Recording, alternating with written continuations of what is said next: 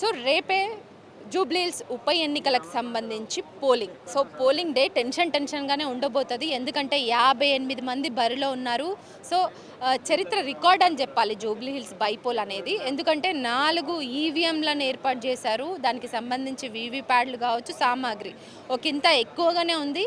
అట్లాగే నార్మల్గా ఈ ఎలక్షన్స్ బైపోల్ కావచ్చు, సాధారణ ఎలక్షన్స్ కావచ్చు, సిబ్బందిని కొంత సర్ప్లస్ కావచ్చు, ఎక్సెస్ కావచ్చు పెట్టుకుంటారు. ఎందుకంటే హెల్త్ ఇష్యూస్ రావచ్చు, కొన్ని కారణాల వల్ల వాళ్ళు బ్యాక్ స్టెప్ తీసుకొని ఏదైనా ఎమర్జెన్సీ టైంలో బ్యాక్ ఎండ్ వెళ్ళేటువంటి అవకాశాలు ఉంటాయి. ఇట్లాంటి టైంలో ఎక్సెస్ సిబ్బంది కూడా ఉండేటువంటి ఛాన్స్ ఉంటుంది. సో ఎక్సెస్ సిబ్బంది, సర్ప్లస్ సిబ్బంది మనతో పాటు ఉన్నారు.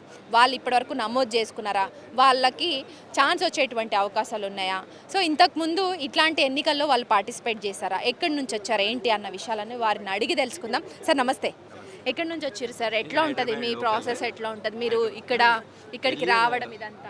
ఎర్లియర్ ఆల్సో ఈ వర్క్డ్ ఇది ఒక సిస్టమ్ అనమాట. రిజర్వ్ అనేది ఒక సిస్టమ్. ఈ అన్ఫార్సీన్ థింగ్స్ అయితే పోలింగ్ ప్రాసెస్ డిస్టర్బ్ కాకుండా రిజర్వ్లో పెడతారన్నమాట. ఎమర్జెన్సీ ప్రపోర్షనల్లీ ఇప్పుడు ఎన్ని ఉన్నాయో ఒక ప్రపోర్షనల్ అందరికీ ఎమర్జెన్సీ నీడెడ్ ఉండదు కదా. ప్రపోర్షనల్లీ రిజర్వ్ స్టాఫ్ని పెట్టుకుంటారు. అంటే డ్రాఫ్టింగ్లో ఇది ర్యాండమైజేషన్ అనమాట. ఎవ్రీథింగ్ ఇది randomization, allotting polling station and everything. ఆ ర్యాండమైజేషన్లో మాకు రిజర్వ్ వచ్చింది. We're waiting. రెగ్యులర్గా ఏం చేస్తుంటారు? సో ఈ ఎలక్షన్స్ బైపోల్లో పార్టిసిపేట్ చేయడానికి ఇక్కడి వరకు వచ్చారు కదా, ఇంట్రెస్ట్? డ్రాఫ్టెడ్ అంటే we are government employees, we are drafted by the election commission. ఎప్పుడు ఎవరిలాగే we will be according to the seniority they will give you presiding officer, assisting presiding officer, polling officer, క్యాడర్ని బట్టి ఇస్తారు. ఆ క్యాడర్ని బట్టి ఇచ్చారు. ఆల్రెడీ డిస్బర్స్ అయిపోయారు అందరూ. We're waiting. ఇంకా ఎమర్జెన్సీ నీడ్ ఉందా, వాట్ ఈస్ ద నీడ్ అని వీఆర్ వెయిటింగ్ అవే.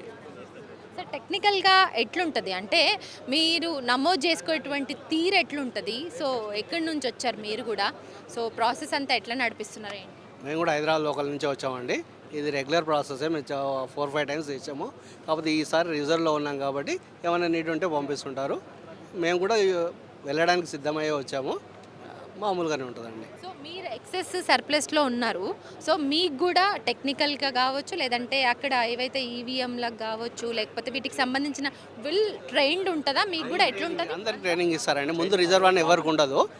ట్రైనింగ్ అనేది అందరికి కామన్గా ఇస్తారు. ఎంతమందిని అలాట్ చేస్తారో అందరికీ ట్రైనింగ్ ఉంటుంది. ఆ ట్రైనింగ్ తర్వాతనే కొద్ది మందిని ఒక 20% రిజర్వ్లో పెట్టుకుంటారు.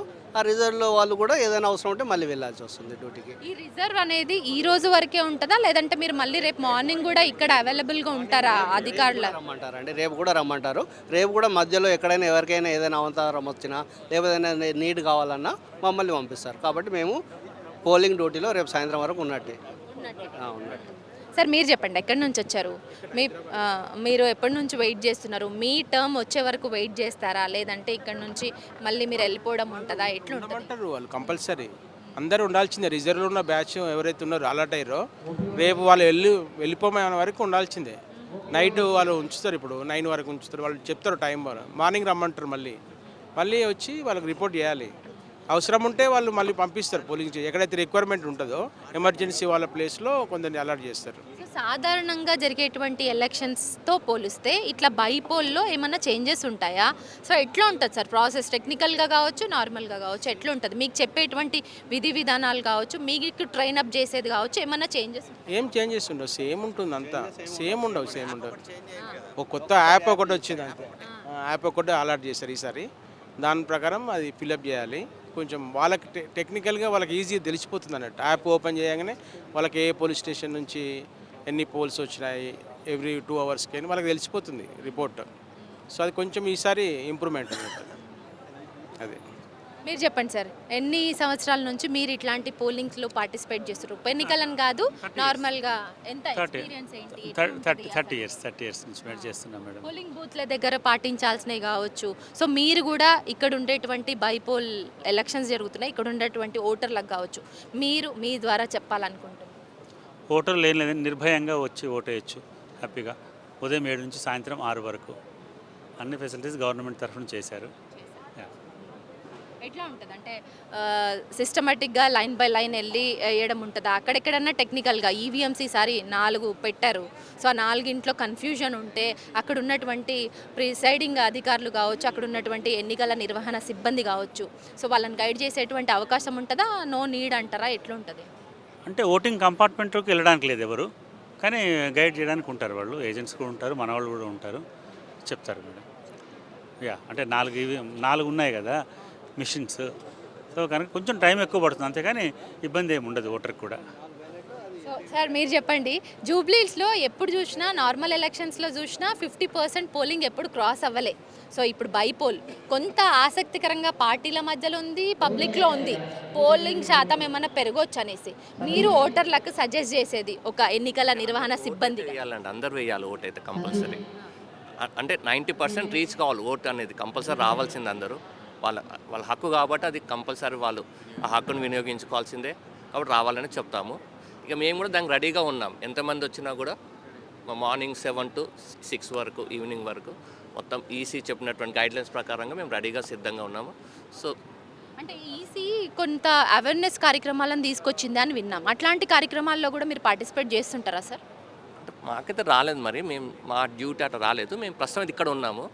సో అలాంటివి ఉంటే ఉండొచ్చు. మరి అవేర్నెస్ ఇన్ ద సెన్స్ ఎప్పుడు ఇస్తూ ఉంటారు, టీవీలో కానీ మీడియా ద్వారా ఇస్తూ ఉంటారు, మరి అట్లా ఇచ్చి ఉండొచ్చు. కానీ మాకైతే అలాంటి ప్రస్తుతం మాకైతే రాలేదు డ్యూటీ అలాంటివి.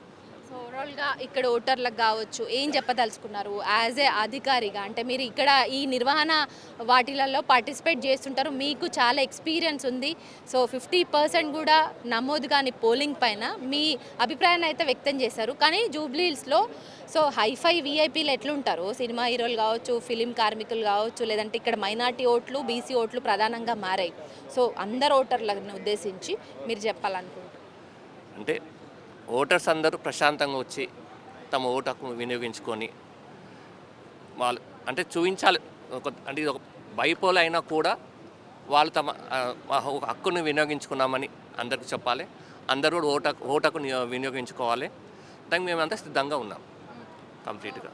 ఈ సర్ప్లస్ అనేది ఖచ్చితంగా యూజ్ అవుతుందా సార్, లేదంటే ఏదో నామకే వాస్తే ఏదో ఏ సర్ప్లస్ అని ఎక్స్ట్రా ఎప్పుడు పిలుస్తూనే ఉంటారండి, కాకపోతే కొద్దిగా ఎక్కువ పిలిచి ఉంటారు, ఈసారి కొద్దిగా ఎక్కువ మంది ఉన్నారు. కానీ ఎప్పుడు ఉంటుంది, కొద్దిగా అలా అనిపిస్తుంది, మాకు కరెక్ట్గా లెక్క తెలియదు కానీ కొద్దిగా ఉన్నారు. సో మొత్తానికి అంటే 2600 మంది సిబ్బంది పార్టిసిపేట్ చేస్తున్నారు ఈ ఎలక్షన్స్ దాంట్లో నిర్వహణ సిబ్బంది అని అన్నారు. సో అంతకు మించి వీళ్ళు ఇక్కడ ఉన్న వాళ్ళందరూ సర్ప్లస్సా? ప్రస్తుతం అయితే ఇప్పుడు సర్ప్లస్లో ఉన్నారండి. సర్ప్లస్ అని అనొద్దు కానీ రిజర్వ్లో పెట్టారు మమ్మల్ని. ఎప్పుడు 10% ఎమర్జెన్సీలో మెడికల్ గ్రౌండ్స్లో కొంతమంది ఇల్లు అయితే మేము వెళ్తుంటామండి. అట్లా జనరల్గా మెడికల్ గ్రౌండ్సే ఉంటుంది మ్యాక్సిమం. ఇంకా ఆల్రెడీ అలర్ట్ అయిపోయారు, వెళ్ళిపోయారు కదా. అక్కడ ఏమైనా అనుకోని సంఘటన జరిగి మెడికల్ గ్రౌండ్స్లో ఏమైనా అవుతే మేము అటెండ్ చేస్తాం. సో మొత్తానికి జిహెచ్ఎంసీ కమిషనర్ కావచ్చు, ఎన్నికల ఆర్ఓ కావచ్చు, సో ఇక్కడ చూడొచ్చు అన్ని ఇక్కడ నుంచి ఈవీఎంలను పోలింగ్ స్టేషన్స్కి పంపించే విషయంలో అన్ని ఏర్పాట్లు కంప్లీట్ అయ్యి ఇక్కడ నుంచి దాదాపు అందరూ ఎన్నికలలో పార్టిసిపేట్ చేసేటువంటి సిబ్బంది అందరూ కూడా ఇక్కడ మూవ్ ఆన్ అవుతున్నారు. ఆ విజువల్స్ కూడా మనం చూసాము. సో ఇక్కడ కూర్చున్నటువంటి వాళ్ళందరూ కూడా ఎక్సెస్ సర్ప్లస్ అంటే వీళ్ళు రిజర్వ్ అని అనుకోవాలి. ఎందుకంటే అక్కడ ఉన్నటువంటి పోలింగ్లో పార్టిసిపేట్ చేసేటువంటి ప్రిసైడింగ్ అధికారికి కావచ్చు, అసిస్టెంట్ ప్రిసైడింగ్ అధికారికి కావచ్చు, అక్కడ ఎన్నికల నిర్వహణ సిబ్బందికి కావచ్చు, ఎనీ ఎమర్జెన్సీ వాళ్ళ విధుల నుంచి వాళ్ళు పక్కకు జరగాల్సి వస్తే మాత్రం ఇక్కడ ఉన్నటువంటి రిజర్వ్లో ఉన్నటువంటి ఆఫీసర్స్ అంటే ఇక్కడ ఉన్నటువంటి సిబ్బంది అందరూ కూడా మళ్ళీ వాళ్ళ ప్లేసుల్లో ఎమర్జెన్సీ ద్వారా బయటికి వెళ్ళేటువంటి వాళ్ళ ప్లేసుల్లో వీళ్ళని అక్కడ విధుల్లోకి చేర్చేటువంటి అవకాశాలు ఉన్నాయి. సో ఎక్కడ ఎలాంటి ఇంట్రాప్షన్ రాకుండా టెక్నికల్గా వస్తే కూడా అక్కడ ఈవీఎంలను కావచ్చు, వీవీప్యాడ్లను కావచ్చు, బ్యాలెట్ బాక్స్లను కావచ్చు, వీటన్నింటిని కూడా అక్కడ వాళ్ళు ఏర్పాటు చేసేటువంటి తరహాలో అవి చేశారు.